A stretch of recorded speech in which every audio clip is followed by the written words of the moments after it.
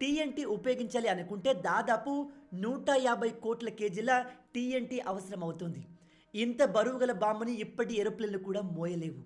అయితే atom బాంబుల్లో uranium use చేయడం వల్ల వచ్చిన ప్రాబ్లం ఏమిటంటే, ఈ యురేనియం అనేది న్యాచురల్గా దొరికే అతి రేర్ ఎలిమెంట్.